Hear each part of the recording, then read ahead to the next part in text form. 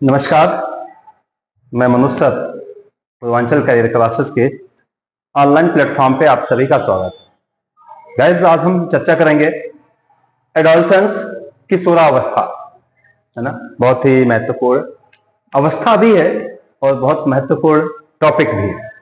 दोनों मायने में देखा जाए तो बहुत ही महत्वपूर्ण है, इंपॉर्टेंट टॉपिक है और इंपॉर्टेंट स्टेज भी है। लाइफ का एक इंपॉर्टेंट स्टेज के रूप में देखा जाता है एडोलसेंस, किशोरावस्था। किशोरावस्था जिसे 12 से 18 साल के ड्यूरेशन में देखा जाता है कि 12 से 18 साल की जो आयु है वह किशोरावस्था के नाम से जानी जाती है। ठीक है, यह किशोरावस्था चूंकि इसे most difficult period of life कहा जाता है, यानी most difficult period of life, जीवन का सबसे कठिन काल। नाम से स्पष्ट है कि ये जीवन का सबसे कठिन काल है ना। किशोरावस्था जीवन का सबसे कठिन काल है, ये तो आपको भी पता है क्योंकि हम सब अमूमन इस स्टेज से गुजरे हैं और देखते भी हैं कि बहुत ही डिफिकल्ट पीरियड के नाम से जाना जाता है ये किशोरावस्था। दूसरी चीज कि ये जो डिफिकल्ट पीरियड है, जीवन का सबसे कठिन काल है, यह कहा किसने था? तो बता दूं मैं आपको, किलपैट्रिक ने किशोरावस्था को जीवन का सबसे कठिन काल कहा है ना। जीवन का कठिन काल क्यों? बहुत सारे समस्याएं इस अवस्था में देखी जाती हैं, बहुत सारे बदलाव देखे जाते हैं, बहुत सारे संघर्ष देखे जाते हैं, बहुत सारे तूफान देखे जाते हैं, बहुत सारे विरोध देखे जाते हैं। इस वजह से भी इसको जीवन का सबसे कठिन काल कहते हैं। आपको याद होगा और बहुत ही प्रसिद्ध फेमस परिभाषा स्टेनले हॉल का है ना। Stanley hall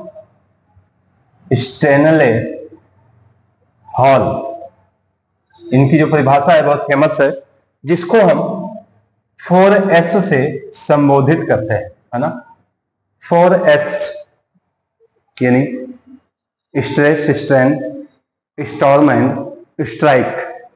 adolescence is day strain, storm, strain and strike. जीवन का सबसे कठिन काल इसीलिए माना जाता है, स्टेनले हॉल ने कहा कि ये संघर्ष, तनाव, तूफान और विरोध की अवस्था कहा जाता है।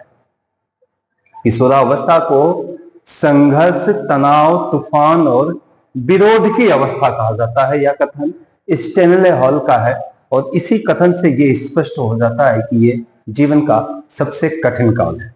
ठीक है। दूसरी चीज कि ये जो किशोरावस्था है, किशोरावस्था अमूमन बाल्यावस्था और प्रौढ़ावस्था के मध्य की जो काल है, यानी बाल्यावस्था और प्रौढ़ावस्था के बीच की जो काल है, जिसको हम किशोरावस्था के नाम से जान रहे हैं, उसी को ट्रांजिशनल पीरियड कहा जाता है, यानी संधि काल कहा जाता है। याद रखना होगा आपको कि किशोरावस्था को संधि काल भी कहा जाता है। ठीक है। बाल्यावस्था और प्रौढ़ावस्था के मध्य होने की वजह से ये एक संधि काल के नाम से जाना जाता है। दूसरी चीज कि ये जो किशोरावस्था, जिसके संदर्भ में बहुत सारी परिभाषाएं आपको मिलेंगी, जैसे क्रो एंड क्रो की परिभाषा आप देख लीजिए यहां। क्रो एंड क्रो क्या कहते हैं? किशोर ही वर्तमान की शक्ति और भावी आशा को प्रस्तुत करता है, यानी वह किशोर ही है जो वर्तमान की शक्ति और भविष्य की आशा, उम्मीद को प्रस्तुत करता है। ठीक है। ये तो क्रो एंड क्रो का कथन है, आप चाहे तो नोट कर सकते हैं। किशोर ही वर्तमान की शक्ति और भावी आशा को प्रस्तुत करता है, ये क्रो एंड क्रो ने कहा था। दूसरा, हैडो कमेटी की एक रिपोर्ट आई थी, हैडो कमेटी की रिपोर्ट थी और इस रिपोर्ट में क्या खुलासा हुआ? 11 या 12 वर्ष के बालकों की नसों में ज्वार का उठना प्रारंभ होता है। यानी हम यही देख लें किशोरावस्था डिफिकल्ट पीरियड है, कठिन काल है, और 4S है, हमेशा संघर्ष, तनाव, तूफान, विरोध होता है। तो आखिर क्यों होता है ना? तो ये सारी चीजों के संदर्भ में हैडो कमेटी ने जो अपनी रिपोर्ट प्रस्तुत की थी, उस रिपोर्ट के अनुसार कि 11 या 12 वर्ष की आयु के बालकों की नसों में ज्वार का उठना प्रारंभ होता है, जिसे हम किशोरावस्था कहते हैं, जिसे किशोरावस्था कहते हैं या किशोरावस्था के नाम से जानते हैं। यदि इस ज्वार का समय रहते उपयोग कर लिया जाए, जो ज्वार उठ रहा है उस ज्वार का समय रहते उपयोग कर लिया जाए तथा शक्ति व धारा के साथ नई यात्रा आरंभ किया जाए, तो सफलता अवश्य प्राप्त होगी। देखिए, अब इसकी परिभाषा से तो स्पष्ट हो गया होगा, क्योंकि नसों में ज्वार उठने का मतलब है कि बालक की नसों का जो खून होता है वो बहुत गर्म होता है, वो भी किशोरावस्था, है ना। तो यहां पे हम जो भी कुछ करना चाहते हैं, जो बदलाव लाना चाहते हैं, जो परिवर्तन करना चाहते हैं, जो बालक को सही मार्ग पर ले जाना चाहते हैं, तो इसका मतलब ये नहीं है कि हम बालक के विचारधाराओं के विपरीत चले, नहीं, ऐसा नहीं। हमें यदि बदलाव उनमें करना है, परिवर्तन लाना है, तो हमें बालक के साथ चलना होगा, बालक के विचारों से विचार मिलाना होगा, और धीरे धीरे तब जाके हमें उन्हें सही मार्ग पर ले जाना होगा, उनमें परिवर्तन लाना होगा। तो इस तरह से जो है प्राय हेडो कमेटी की रिपोर्ट के अनुसार था। एक और मनोवैज्ञानिक है, इंपॉर्टेंट मनोवैज्ञानिक है, जर्सील्ड। जर्सील्ड का क्या कथन है? जर्सील्ड कहते हैं कि किशोरावस्था वह समय है जिसमें विचारशील व्यक्ति बाल्यावस्था से प्रौढ़ावस्था की ओर संक्रमण करता है। यानी आप चाहे तो स्क्रीनशॉट ले सकते हैं। जर्सील्ड का कथन है कि किशोरावस्था वह समय है जिसमें विचारशील व्यक्ति बाल्यावस्था से परिपक्वता की ओर कह लें हम, या प्रौढ़ावस्था की ओर कह लें, की ओर संक्रमण करता है। ये जर्सील्ड का कथन, ठीक है। तो अब देखिए, दरअसल इसी के संदर्भ में एक और मनोवैज्ञानिक मिलते हैं जिसका नाम आपने सुना भी होगा और जो बहुत इंपॉर्टेंट भी है, अमूमन एग्जाम वगैरह में मिल भी जाता है, कोटेशन, कथन। यह कथन किसका है? तो उसी के संदर्भ में हम बात कर रहे हैं। मनोवैज्ञानिक हैं ब्लेयर, जोन्स व सिम्पसन। ब्लेयर, जोन्स व सिम्पसन, ये मनोवैज्ञानिक अक्सर मिलता है एग्जाम वगैरह में, इनके विचार मिलते हैं, इनके कथन मिलते हैं। किशोरावस्था, ये कहते क्या है? किशोरावस्था प्रत्येक व्यक्ति के जीवन का वह स्वर्णिम समय है। यानी चाहे तो आप नोट कर भी सकते हैं, किशोरावस्था प्रत्येक व्यक्ति के जीवन का वह स्वर्णिम समय है। यानी किशोरावस्था प्रत्येक व्यक्ति के जीवन का वह स्वर्णिम समय है जिसमें, यानी वह स्वर्णिम समय है जिसमें, या जो बाल्यावस्था के अंत में आरंभ होता है। यानी वह स्वर्णिम समय है जो बाल्यावस्था के अंत में आरंभ होता है, बाल्यावस्था के अंत में आरंभ होता है, और प्रौढ़ावस्था के प्रारंभ में समाप्त होता है। ठीक है, स्पष्ट है। ब्लेयर, जोन, सिम्पसन कहते हैं कि किशोरावस्था प्रत्येक व्यक्ति के जीवन का वह स्वर्णिम समय है जो बाल्यावस्था के अंत में आरंभ होता है और किशोरावस्था, प्रौढ़ावस्था के प्रारंभ में समाप्त होता है। ठीक है, अब देखिए, चूंकि यह जो किशोरावस्था है, इसके विकास की प्रक्रिया की अगर हम बात कर लें तो प्रायः इसमें विकास के सिद्धांत चलते हैं। विकास के सिद्धांत, यानी किशोरावस्था के विकास के सिद्धांत। तो दो विकास के सिद्धांत चलते हैं। पहला है क्रमिक विकास का सिद्धांत, क्रमिक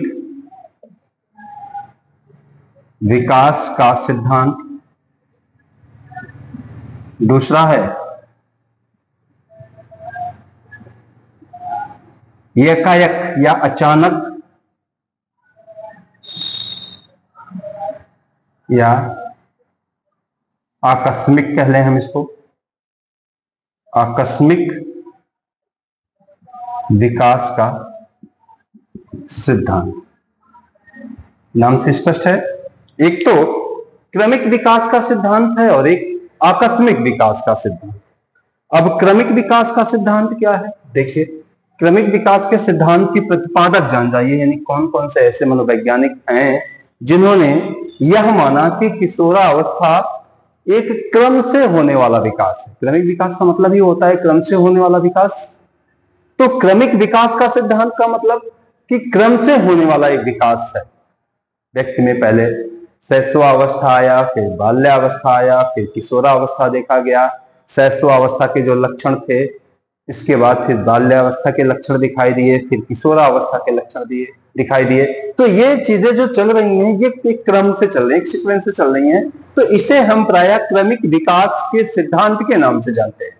तो किंग, थॉर्नडाइक और हॉलिंगवर्थ, किंग हैं, थॉर्नडाइक हैं और हॉलिंगवर्थ हैं। हॉलिंगवर्थ ये जो मनोवैज्ञानिक हैं, इन्होंने माना कि किशोरावस्था क्रमिक विकास का सिद्धांत है, क्रम से होने वाला विकास है। अब क्रम से होने वाला विकास क्या होता है, यानी किंग लिखते हैं कि जैसे जिस प्रकार एक ऋतु का आगमन दूसरे ऋतु के अंत में होता है, जिस प्रकार एक ऋतु का आगमन दूसरे ऋतु के अंत में होता है और उस पहले ऋतु में यानी उसी ऋतु में आने वाला, या हम यूं कह लें कि जिस प्रकार एक ऋतु का आगमन दूसरे ऋतु के अंत में होता है, जिस प्रकार पहली ऋतु में ही दूसरी ऋतु के चिन्ह दिखाई देने लगते हैं, उसी प्रकार प्रायः किशोरावस्था यानी जो किशोरावस्था के परिवर्तन देखने को मिल रहे हैं, जो किशोरावस्था के बदलाव देखने को मिल रहे हैं, वह पूर्व की अवस्थाओं में उसके चिन्ह दिखाई देने लगे।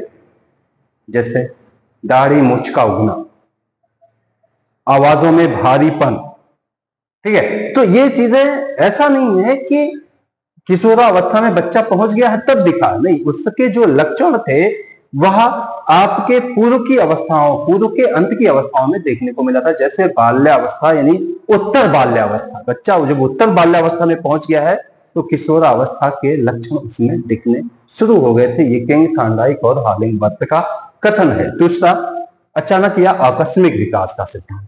आकस्मिक विकास का सिद्धांत यानी इसके प्रतिपादक स्टेनले हॉल है।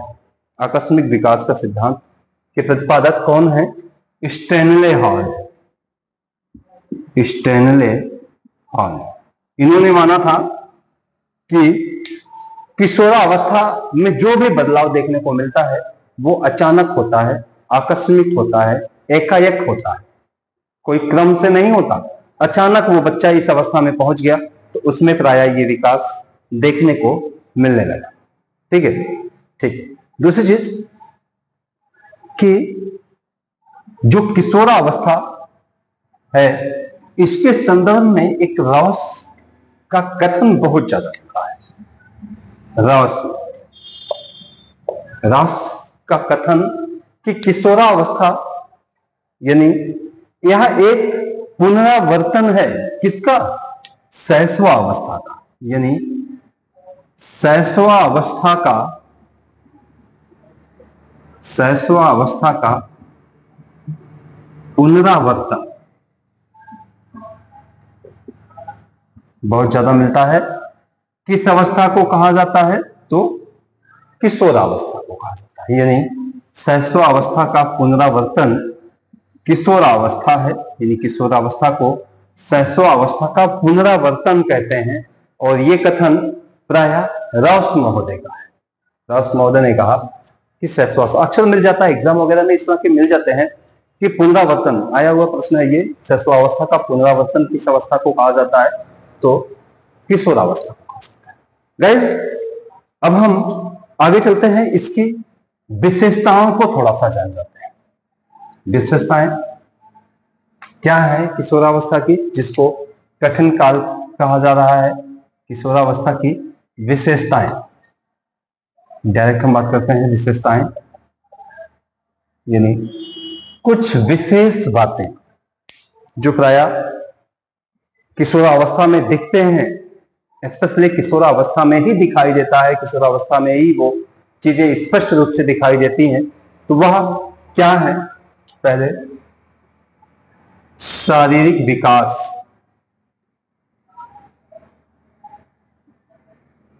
दूसरा है मानसिक विकास। शारीरिक विकास, मानसिक विकास, घनिष्ठ मित्रता,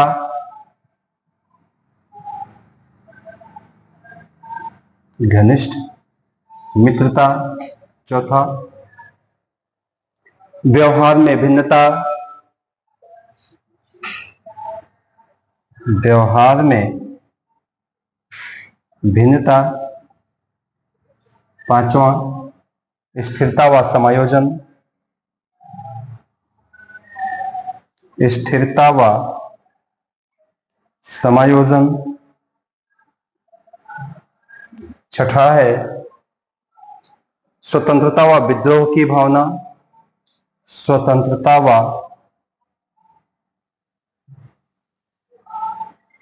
विद्रोह की भावना, स्वतंत्रता व विद्रोह की भावना। अगला है रुचियों में परिवर्तन,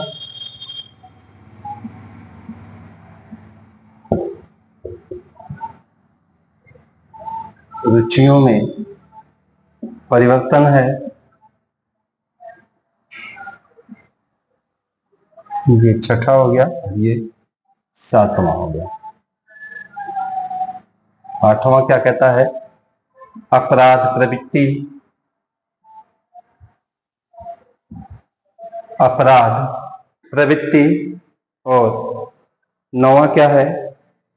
ईश्वर व धर्म में विश्वास, ईश्वर व धर्म में विश्वास। ठीक है, ये जो आपके विशेषताएं हैं, शारीरिक विकास, मानसिक विकास, घनिष्ठ मित्रता, यानी शारीरिक विकास की बात हम कर लें तो किशोरावस्था का जो शारीरिक विकास है वो अपनी उच्चतम अवस्था में पहुंच जाता है, उच्चतम स्थिति पे पहुंच जाता है। यानी अमूमन एक जो बालक है वह पूर्ण रूप से परिपक्वता की ओर पहुंच जाता है ना। तो शारीरिक विकास अपने उच्चतम स्थिति पे होता है, मानसिक विकास में भी उच्चतम स्थिति दिखाई देती है, मानसिक विकास भी काफी तेजी से होता है, वह उच्चतम स्थिति पे होता है। घनिष्ठ मित्रता होती है, यानी वो जिससे भी फ्रेंडशिप करता है वो घनिष्ठता के रूप में करता है। और व्यवहार में भिन्नता होती है, यानी व्यवहार में भिन्नता का मतलब वो परिस्थितियों के आधार पर, स्थितियों के आधार पर अपने व्यवहारों का प्रदर्शन करता है। वो स्थिरता व समायोजन बच्चे में पाया जाता है, काफी स्थिर स्वभाव का होता है, वह सामंजस्य स्थापित करके चलने वाला होता है। स्वतंत्रता व विद्रोह की भावना उसमें देखी जाती है, यानी वह अपनी स्वतंत्रता चाहता है। अगर उसकी स्वतंत्रता कहीं बाधित होती है तो प्रायः उसमें विद्रोह जैसी स्थितियां उत्पन्न हो जाती हैं। रुचियों में परिवर्तन होता है, रुचियों में परिवर्तन, चूंकि आपने देखा शैशवावस्था, बाल्यावस्था, किशोरावस्था, अवस्था में प्रायः रुचियां बदलती रहती है ना। तो रुचियों में परिवर्तन होता है। अपराध प्रवृत्तियां होती हैं, बच्चा जो अपराध की प्रवृत्तियां उसमें देखी जाती हैं वो सबसे उच्च पे होती है, यानी अपराध प्रवृत्ति की पराकाष्ठा होती है इस अवस्था में। विभिन्न प्रकार की अपराध प्रवृत्तियां उसमें देखने को मिलती हैं। ईश्वर व धर्म में वह विश्वास करने लगता है। और दूसरी चीज कि इसके अलावा भी बहुत सारी विशेषताएं मिलेंगी आपको, जैसे मादक पदार्थों का सेवन है।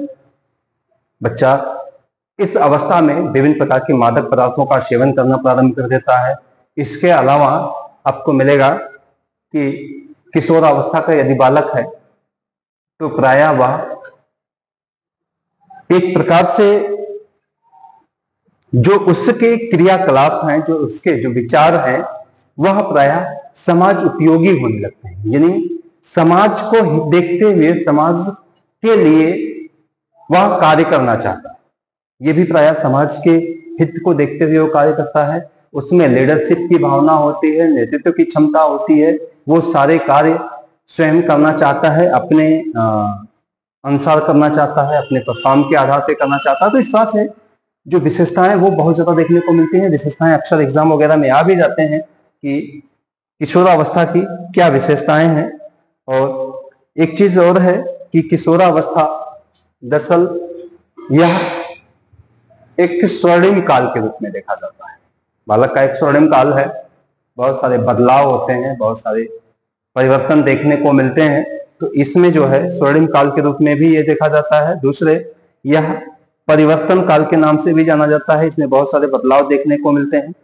अब हम बात लास्ट में जाते जाते कर रहे हैं कि जो किशोरावस्था है इसके नाम कौन कौन से हैं। बहुत एग्जाम वगैरह में पूछता है किशोरावस्था के अन्य नाम,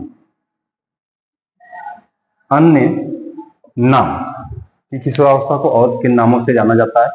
तो गाइस, हम अन्य नाम पर चर्चा करने से पहले निवेदन करेंगे कि आप हमारी वीडियो को ज्यादा से ज्यादा लाइक कीजिए, सब्सक्राइब कीजिए और अपने फ्रेंडों में शेयर कीजिए, ताकि उनका भी भला होता जाए और साथ ही साथ हम लोगों का भी मनोबल बढ़ता जाए। तो अन्य नाम की हम बात कर लें तो पहले आपको मिल गया संधि काल, ठीक है। दूसरा मिल गया स्वर्णिम काल, स्वर्णिम काल मिल गया। तीसरा मिल गया पुनरावर्तन। चौथा मिल गया अमूर्त चिंतन, अमूर्त चिंतन की अवस्था कहते हैं इसको। पांचवा जीवन का स्वर्ण काल है, स्वर्णिम काल, या इसी को हम क्या कहते हैं, जीवन का स्वर्ण काल। ये इंपॉर्टेंट है।